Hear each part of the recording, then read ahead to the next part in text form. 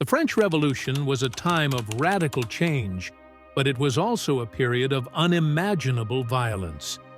The guillotine became the symbol of swift revolutionary justice, yet there were even more horrifying methods of execution that were meant to humiliate and degrade victims before their deaths.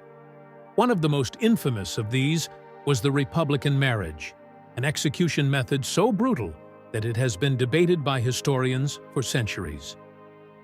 This gruesome practice was reportedly used in the city of Nantes during the Reign of Terror under the orders of Jean-Baptiste Carrier, a ruthless revolutionary official.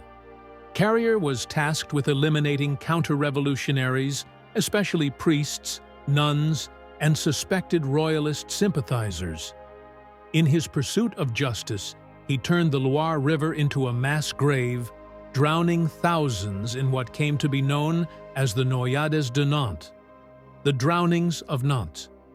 Unlike the guillotine, which at least ensured a quick death, the Republican marriage was meant to prolong suffering and shame. The condemned, often a man and a woman, sometimes clergy members, were stripped naked, tied together, and thrown into the icy waters of the Loire River to drown. The executioners mocked the victims, calling it their marriage, a twisted joke meant to dehumanize them in their final moments. In some cases, weights were attached to their bodies to ensure they would not resurface. Other times, they were left to struggle, their desperate gasps for air ignored, as their bodies disappeared beneath the waves. Witnesses described how the riverbanks would be littered with corpses in the following days, the stench of decay filling the air. Some claimed that fishermen pulling their nets from the river found them filled not with fish, but with bloated, lifeless bodies. Carrier himself reportedly laughed at the horrors he created, calling the drownings bathing operations to cleanse France of its enemies. The Republican marriage was just one of many brutal mass executions ordered by Carrier. He orchestrated the deaths of at least 4,000 people in Nantes alone, though some estimates put the number even higher. Thousands were packed onto boats and deliberately sunk in the middle of the river, drowning entire families at once. Among the victims were women and children, their only crime being related to suspected counter-revolutionaries. The revolutionary leaders justified these atrocities as necessary for the survival of the Republic, branding their victims as enemies of the people. Carrier and his followers showed no mercy. When reports of these atrocities reached the revolutionary government in Paris, even some of the most radical Jacobins were horrified.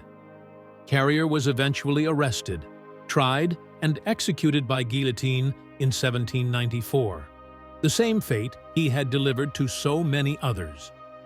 Despite the terrifying nature of these accounts, historians have debated the true extent of the Republican marriage executions.